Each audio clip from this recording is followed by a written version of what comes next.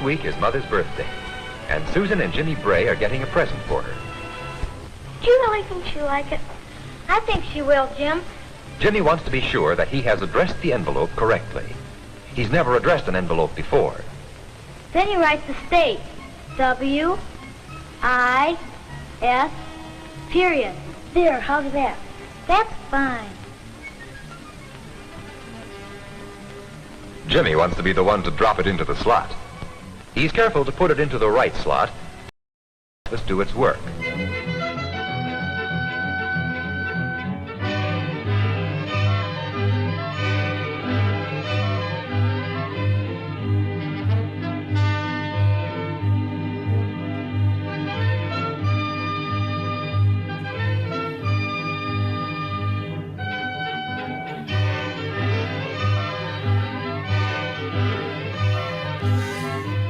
Letters. That's what we're talking about in this new series, Letters from Home. Again, I'm Dion. Welcome to you in the room. Welcome to those of you who are joining us online as well.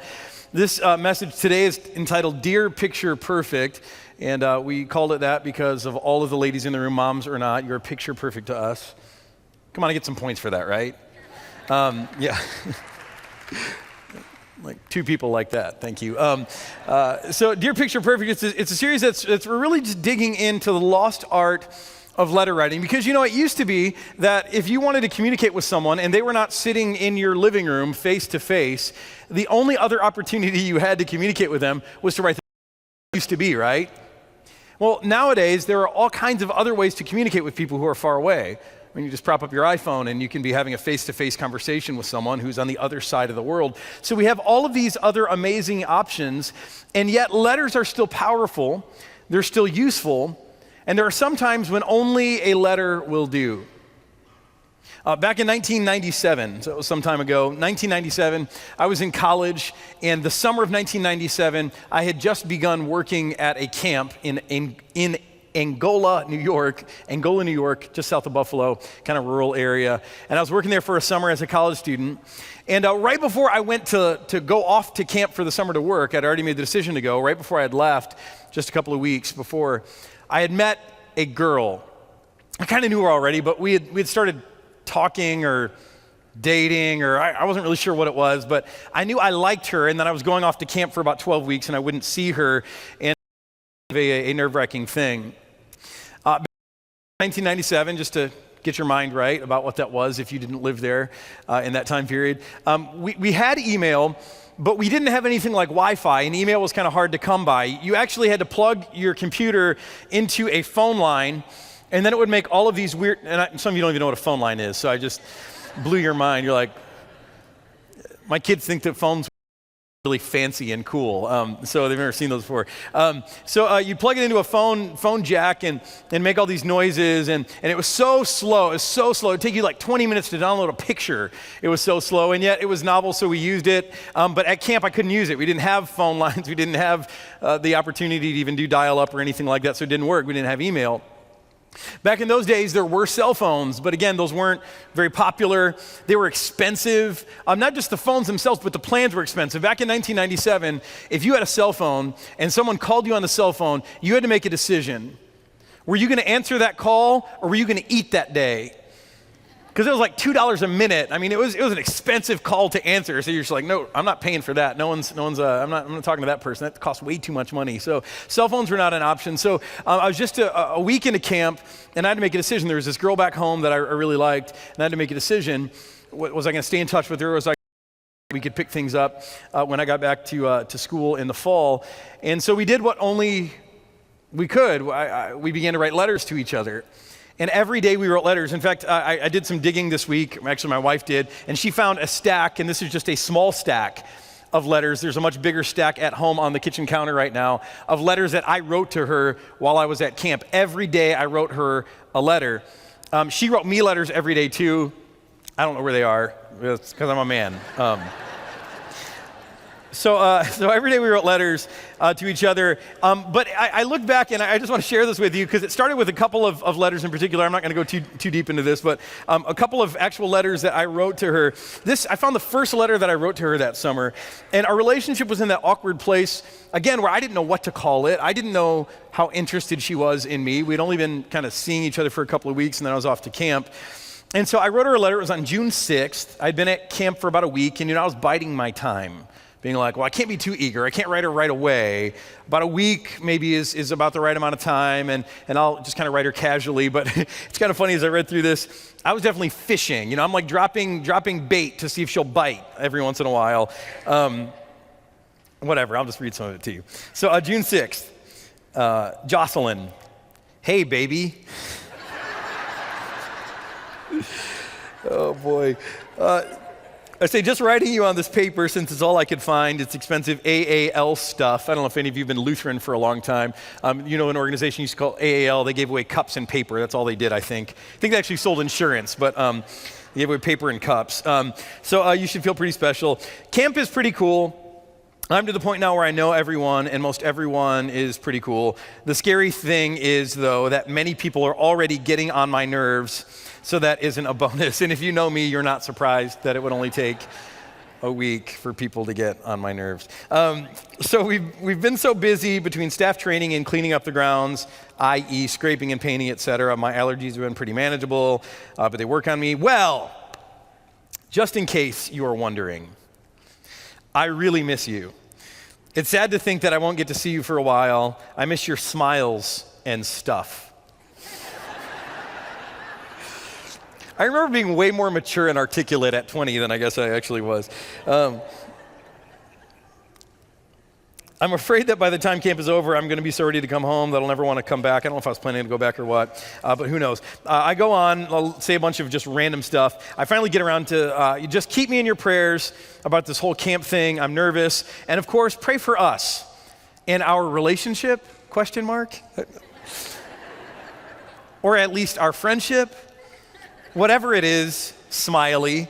I like it. Whatever it is, so that's cool for me. Well, darling. Just trying to see how she reacts, Well, darling, gotta go to more training stuff now. Hope to hear from you soon. Don't lose this address. Remember, I miss you. XOXO, Dion. And then at the here, don't lose this, my address at camp. Like, in other words, write me back. So that was the first letter. And surprisingly, after that letter, she did write me back. She wrote me back, and we began this pattern of writing every day. I thought it'd be fun just to share with you, again, I won't make too much of this, but one other letter that I sent about a month later, and you can see how this whole thing had progressed. This letter is dated July 7th, and I say, Jocelyn, I got your July 2nd letter today. I was so pleased. I almost went to call you, but I remembered that today was Monday, and I couldn't call you, and then I was sad. But I reread your letter, and I was so happy.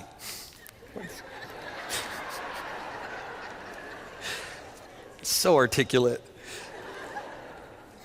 Later on, I actually go on this big talk about my ex-girlfriend. I have no idea why I'd include that in a letter. Bad idea. So I finally, Jocelyn, I find it so amazing that you wait for my letters because I so look forward to getting yours. Everyone always teases me because I ask and ask about if the mail has come yet, and when it does, everyone always asks, did you get a letter from Jocelyn? The lady in the office, well, one of them, always says that I get too much mail. She says that one day she's just going to not give it to me and save it up and see how much I get in a week. And I'll just tell you, I would have hurt her if she would have tried it. I was addicted to these letters. And then I go, it's so funny. I live for your letters, and I'm glad you like getting mine. That's why I write them. And so every day we continued this pattern of letter writing. It got kind of confusing at times because our letters would cross each other in the mail, and we asked each other questions and answer them and have to wait for days in between. This was 18 years ago, by the way. That was half of Jocelyn's lifespan ago that we've been together. Much more than half my lifespan because I am much younger than she is. Maybe not. But, every day we wrote letters. And for me, I look back in these letters and I just had fun reading them this week. And as inane as they were, and just, I really do believe, and so does she, that if it weren't for those letters, we probably would not still be together. that what those letters did for us is that they slowed us down. We had a history of going like way too fast in relationships and getting serious too soon and putting way too much weight on relationships early on. And these letters just kind of slowed us down. And they gave us an opportunity to get to know each other, the deeper parts of each other, to know more about each other, to get to see into each other's hearts. It was really powerful for us. See, I think this is what letters do. And I think this is why they are still valuable, even in our age with so many different options. They aren't only a means to communicate. I think they're really helpful because they have the power to reveal the content of the heart. They have the power to slow us down.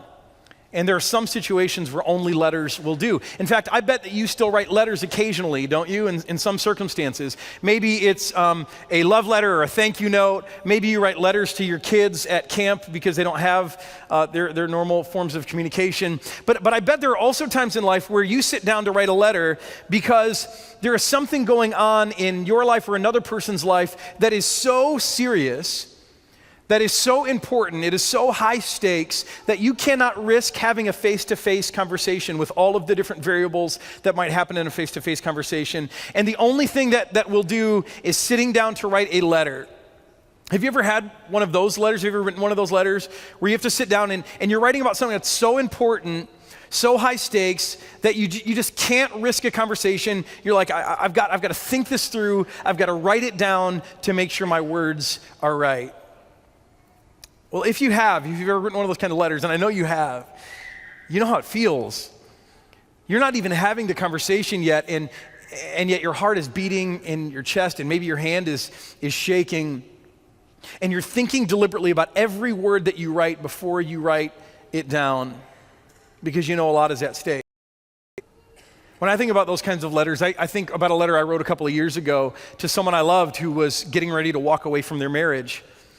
And I just felt like I had to say something, but I did not want to have a face-to-face conversation because I was afraid my emotions would get away with me, or that my tone would be wrong, or that the person would think that I was judging them, which I was not about judging them. But at the same time, I just felt that I needed to point out to them that I thought they were making a huge mistake, that they were walking into something that there were unforeseen circumstances and unforeseen pain and hardship that was coming along the way, and I just felt like I had to say something. And if you've ever written one of those letters, you know how hard it is to write those. Not fun at all. Sometimes only a letter will do. Now, in this series that we're starting today, it's all about a letter. It's a letter that a guy named Paul wrote to a group of Christians, a group of churches in a whole region called Galatia. It's now a part of the Bible. We call it the book of Galatians, but it was a letter that Paul wrote to these Christians. And it's a high stakes letter. It's one of these letters that couldn't wait for a visit. He had to say some stuff. You're going to see that in just a minute. But I want to tell you just briefly about this letter. This letter is one of the oldest letters that we have that Paul wrote. It's one of the oldest letters from Paul that we have on record today, which means it's one of the earliest books of the New Testament, which is kind of cool. Not only that, but in the series, we're going to track along through this letter, not looking at every word, but looking at big portions of it. And so for some of you, this may be the first time you've ever worked through an entire book of the Bible, which I think is really exciting, and Galatians is a great book for that. I challenge you to pick up a Growing Deeper on the way out. That's our message study, or make sure you get it from our website. Really, really, really great. Now, this letter that we're going to look at today, the beginning of it, it starts in the usual way. Paul starts off and he greets them and he says, "Hey, it's me, Paul, and I'm writing to you." He addresses his audience. He speaks a word of blessing over them. "May God bless you," he says. And then he jumps right in because this is high stakes. He can't waste time. He can't mince words here. So this is what he says, verse 6. He says, "I am astonished that you are so quickly deserting the one who called you to live in the grace of Christ and are turning to a different gospel." So I'm astonished that you're turning to a different gospel, he says. He goes on. He says, "In that gospel that you're turning to, it's really no gospel at all." I'll define this maybe a little bit more in a minute. He says, "Evidently, some people out there are throwing you into confusion, and they're trying to pervert the gospel of Christ. But even if I, Paul, or any of my cronies, even if an angel from heaven should preach a gospel other than the one we preach to you, let them be under God's curse. As we have already said, and now I say again, if anybody is preaching to you a gospel other than what you accepted, let them be under God's curse." Can you tell that Paul is mad here? He's frustrated. See, he's panicked. This is high-stakes stuff. Now, maybe for you this seems a little weird. You're like, what is he mad about? Is he just mad that some other preacher is creeping in on his turf? Is this like, pastor wars or something? No, this isn't actually about ego at all. Paul sees that there is a danger in what the Galatian Christians are hearing, and he's got to speak out. He's got to set it right. This is not about ego for him. In fact, I want you to see what he says next about all this. He says, in case you think this is about ego, am I now trying to win the approval of human beings or of God? Am I trying to please people? You think I'm just trying to please people? No way. He says, if I were still trying to please people, I would not be a servant of Christ. Now, since he brought it up, can I just ask you, are there any of us here today, I'm not going to ask you to raise your hands, but are there any of us here today who find ourselves occasionally struggling with people pleasing? Or do any of us in this place ever struggle, or even watching online, do we struggle with trying too hard to win the approval of others?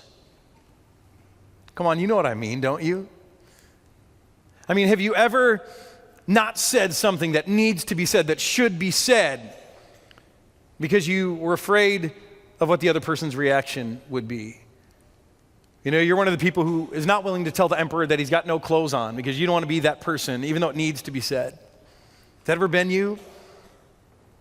Or have you ever found yourself agreeing with someone that you don't really agree with, but you just want them to like you?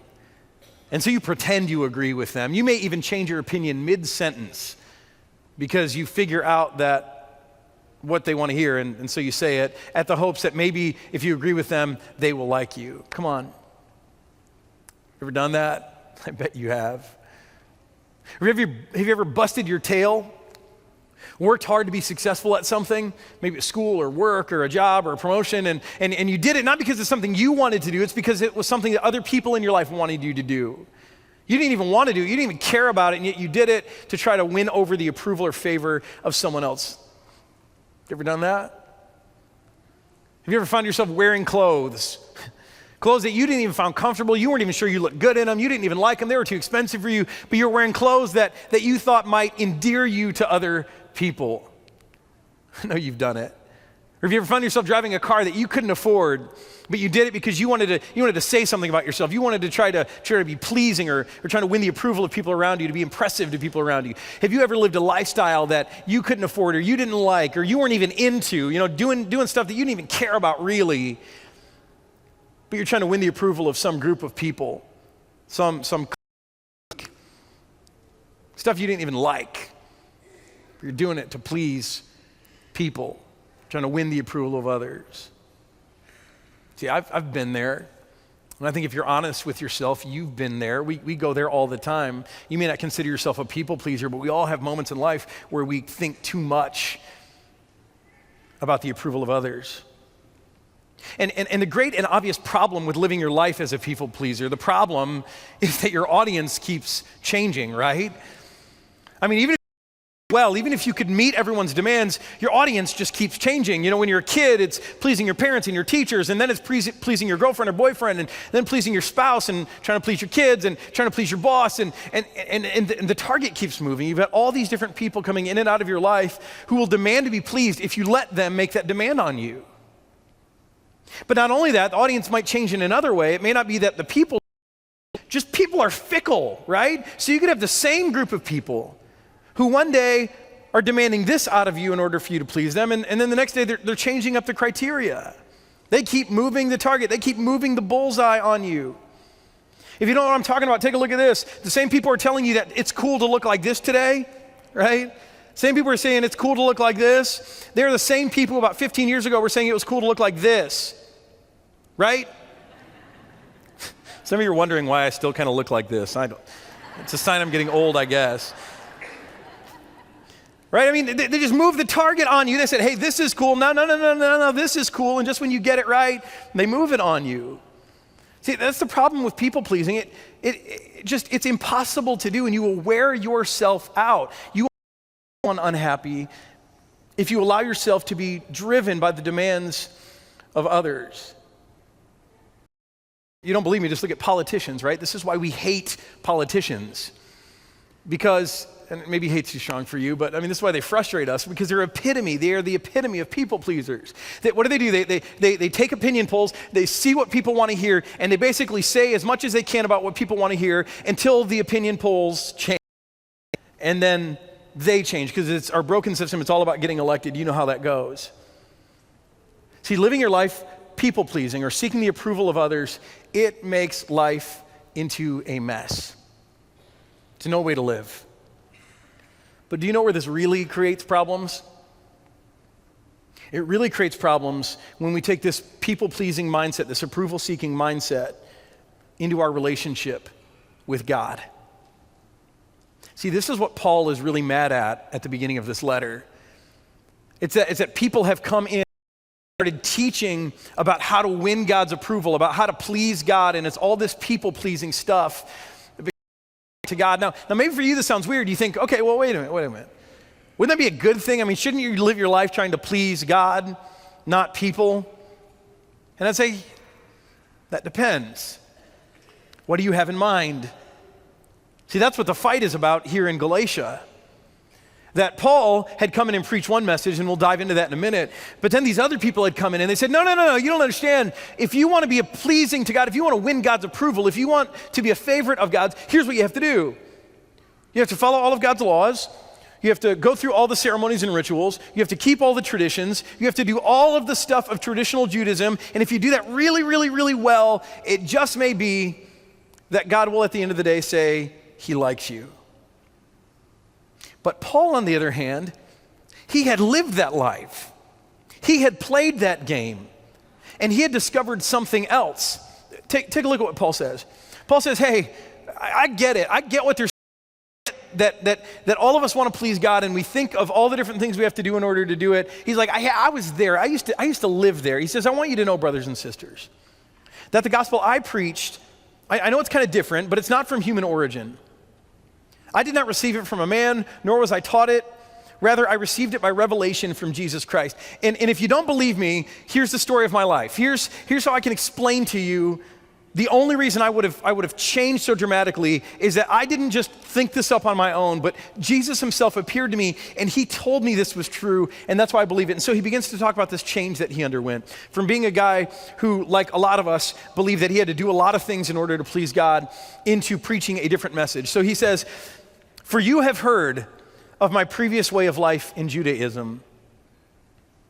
You heard how intensely I persecuted the church of God and tried to destroy it. So some of you know my story that I was trying my hardest to please God, so much so that I was the lead in persecuting this crazy movement called Christianity because it was an affront to everything we believe as Hebrew people. So he's saying, hey, I was living that. I was advancing in Judaism beyond many of my own age among my people, and I was extremely zealous for the traditions of my fathers. See, Paul's saying, hey, if you want to measure your life following the rules, keeping the commandments, doing all of the right stuff, if that's how you want to try to please God, Paul says, I was doing that. I was a rising star. I was killing it, Paul says. And you can just imagine that there were these, like in every generation, there were these older Jewish people who were watching the young generation grow up, and they were just thinking, oh, these kids today, you know, they just don't get it, and they're not zealous, and they don't keep our traditions, and they don't understand our customs, and then they'd look over and they go, but you know, there's still guys like Paul. There's guys like Paul, and his name was Saul, so they probably called him Saul back in those days. There are guys like Saul, and man, Paul, he's a guy who gets it. There's a young man who understands what it means to be a Hebrew. There's a man who gets what it means to be pleasing to God. And so we don't know where this generation is going, but at least there are people out there like Paul. He was the hope of his people, the rising star. He was like Sarah Palin in 2007. Remember that? She's like the rising star of the Republican Party, and then she started talking, and that just ended, and they were like, never mind, forget it. But see, this was Paul. He was a phenom, better than anyone, and then something happened. Watch. He says, but then when God, who set me apart from my mother's womb, I just love that phrase alone. I mean, God who set me apart, who had a plan for me from the time I was in my mother's womb. I mean, this is true for every human being who's ever lived. God is speaking hopes and dreams and plans over you from the time that you were in your mother's womb. Paul says, God had this crazy plan in mind for me. And when he called me by his grace, when he was pleased. Now I pause here for a second, because I love the wordplay here and I don't want you to miss it.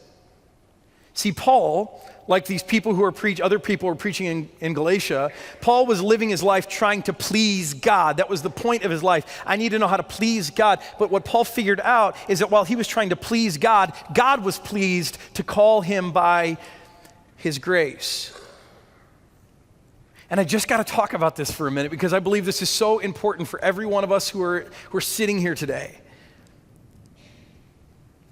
That the way you win God's approval, the way that you become pleasing to God, isn't by jumping through a bunch of hoops and doing a bunch of stuff. It's not by being a nice person, always using your manners, saying please and thank you, not using harsh language, not cussing, not raising your voice. It's not the way. It's not by working your tail off to follow all of God's commandments and trying to be devoted and faithful and upright. That's good, but that's not the way that you win God's pleasure.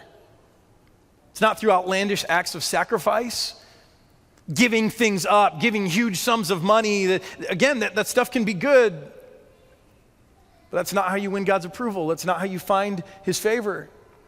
See, that's what Paul thought. And that's what he lived, but he said, something happened to me. I was trying to please God, but I discovered God was pleased to call me by his grace. If you want to win God's approval, do you know what you need to do? You just need to respond to that invitation when a God who is pleased to call you by his grace comes calling you. See, the truth is you can't make yourself pleasing to God. It's the wrong question. And the reason it's the wrong question is because Jesus has already made you pleasing. And let me tell you how. Jesus himself, the Son of God, was pleased to live a perfect life in your place. And Jesus was pleased, even though it was brutal, to go to a cross and to die for the sins of the world. That means your sins and all of the ways that you fall short. He went to die for all of your sin, all of your guilt, all of your shame, so that you wouldn't have to carry those things around anymore. Jesus was pleased to be the peace offering between us and God. Jesus was pleased to remain in a grave forsaken. Jesus was pleased to rise again, bringing us new life. You see, we're out here trying to please God. And meanwhile, there is a God in heaven who is pleased to send his Son into the world for us. And it's changed everything. It's changed the central question that God asks of us. See, God doesn't ask us anymore, are you good? If so, then I'll love you. Are you good? If so, then you'll be pleasing to me. Are you upright? Are you moral? Are you righteous? That's not God's question anymore. God's primary question for us is not, are you good? His question is, are you mine? You got that? It's not, are you good? It's, are you mine? Not, are you good? It's, are you mine? We got some moms in the room today. And we've got some dads in the room today. And we've got people who don't even have kids, but you've got kids in your life that you love. Let me just ask you a question. Do you love those kids because they're good or because they're yours? See, there's a reason that God loves you. There's a reason that God is pleased with you. But it's not because you're good. It's not because you have your act together. It's not because you are righteous and zealous and intense for him. He loves you because you're his. He loves you on account of Christ and what Christ has given you in your baptism. See, this is what Paul discovered, and it was totally life-changing for him. So he understood how people could fall under the spell of this other teaching, because that's what he lived for a long time, this idea that you've not just got to keep people happy, but you got to keep God happy. But then things changed, and he goes on and he says, so, I was trying to please God, and then God, who was pleased, called me by his grace, and he was pleased to reveal his Son in me. Not just his Son to me, but he revealed his Son in me. He put him in me and revealed him to others through me so that I might preach him among the Gentiles. It says, when that happened, my immediate response was not to consult any human being, which is big for Paul, He's not asking for counsel. He's not trying to be a people pleaser here. He said, I did not go up to Jerusalem where all the head honchos of the church lived, and I didn't try to endear myself to them. No. He said, I didn't do that. He said, instead, I went off on my own and studied, and then at the end, he comes back around and says this. He says, those people in Jerusalem, everyone else, they didn't know what was going on. They only heard a rumor, and the rumor was that the man who formerly persecuted us is now preaching the faith he once tried to destroy. And they praised God because of me. See, Paul says, at the end of the day, I discovered something so powerful, so life-changing. It changed the whole way that I view my journey with God, the way that I get approval. And friends, today, I think we need this too. Because I think too many of us in this room sit here today believing that the burden is on us to keep God's favor on us, to keep God pleased with us, to win over his favor, to keep his favor, not to mess up so bad that we lose his favor. And the truth is, the truth of the gospel that Paul was preaching, the gospel that came into conflict with what these other people were preaching, is this truth that God approves of you on account of what Jesus has done, because he loves you, because you're his. And see, when you know that, when you take hold of that, it will set you free from so many destructive tendencies in your life. It means freedom, namely, in 4 ways, and I'm gonna go through these quick. You might wanna take a note. First, it's freedom from trying to be perfect. Now, I don't know if there are any other perfectionists in the room. You don't have to raise your hand, because you wouldn't do it right, right? You wouldn't get it up to the right thing. So,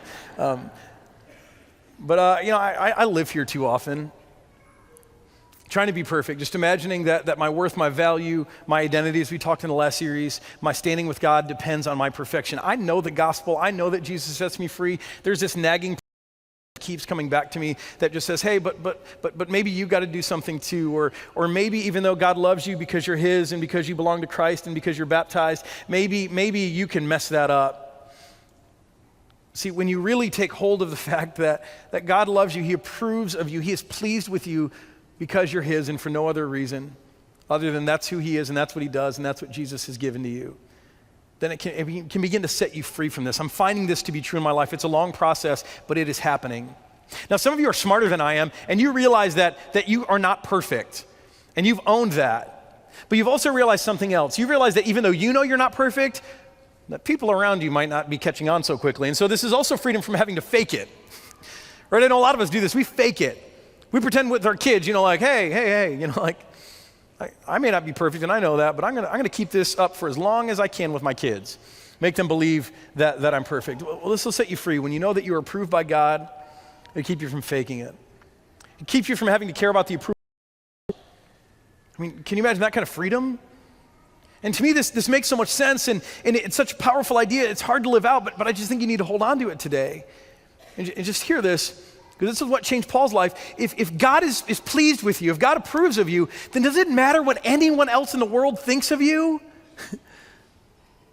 I mean, if God has said, you are mine and I love you and I don't condemn you, does it matter if anyone else is hating on you? We're going to talk about that next week, by the way. Does it matter? Of course not. See, this was transformative for Paul. This is what changed his whole life. And I want to go to another letter for a minute. It's a letter called Philippians. And I hate to jump into another letter, but in Galatians, Paul doesn't go deep enough, but in Philippians he does, and he describes how this realization of what God would give him through Christ, how it flipped his whole life upside down and set him free from having to win the approval of others. Here's what he says in Philippians. He says, hey, if someone thinks they have reasons to put confidence in the flesh, like if you're sitting here today and you're going, hey, Dion, maybe you need God's grace because you're a loser, but for me, I've got my act together, and I think I can make a pretty compelling case for why I should be pleasing to God on my own merits. If that's you today, Paul says, let me challenge you. I want to take you on head-to-head, mano y mano, okay? He says, if you got reasons for confidence, I've got more. I was circumcised on the 8th day, just like you're supposed to be. Of the people of Israel, God's chosen people, of the tribe of Benjamin, a celebrated tribe, I was a Hebrew of Hebrews. Can you match that, Paul says? In regard to the law, knowing my Bible, in other words, Paul says, I was a Pharisee. I wasn't just a student of the law. I knew every word. I studied it. I poured myself into it. I knew it better than all of you.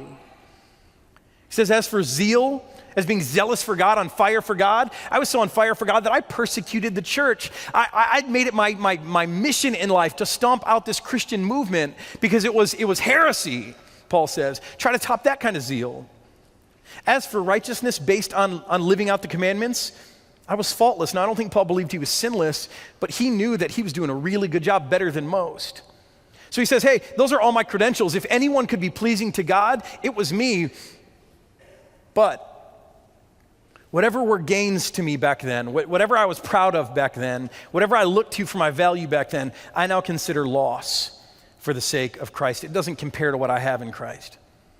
What is more, I consider everything, not just that stuff, but everything in my life, everything in the world, a loss because of the surpassing worth of knowing Christ Jesus, my Lord, for whose sake I have lost all things. Paul says, man, when you know Jesus and when you know what he alone can give to you, nothing else in life matters.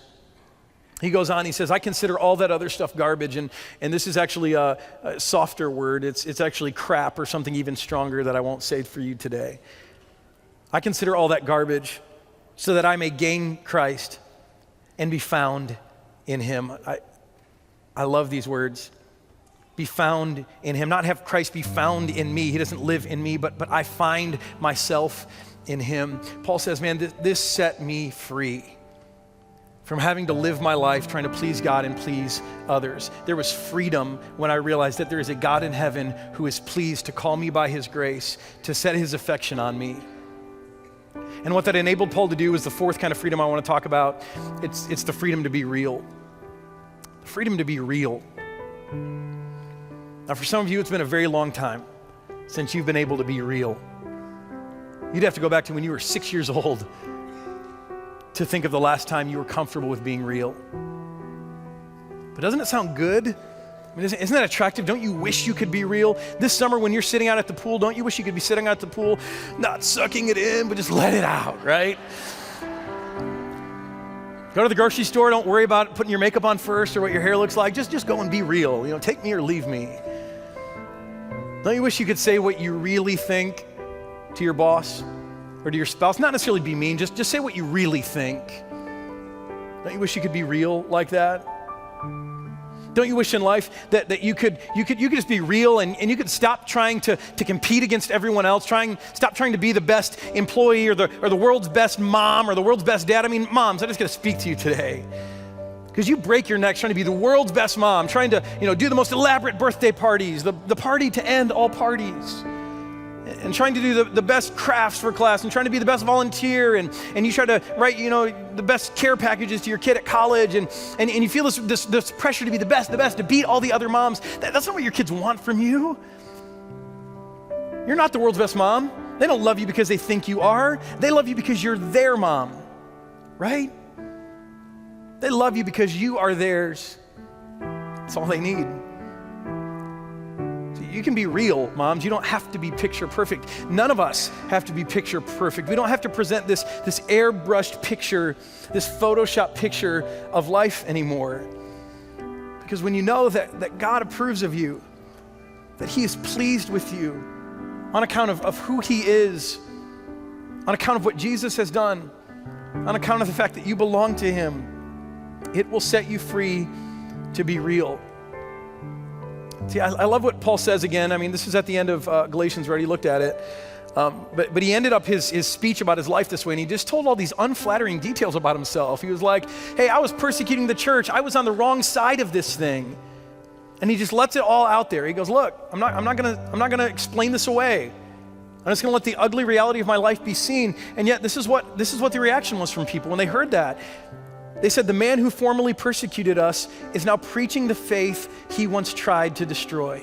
I mean, that sounds like an indictment, but what happened was they praised God because of me. See, when you know where you stand with God, when you know how to get your approval, it will change your life. Not only will it change your life and bring you freedom, but when you start living out your real life, when you start living under grace, when you start living as one who is so confident and sure that God loves you and that he is pleased with you on account of Christ, then even when people see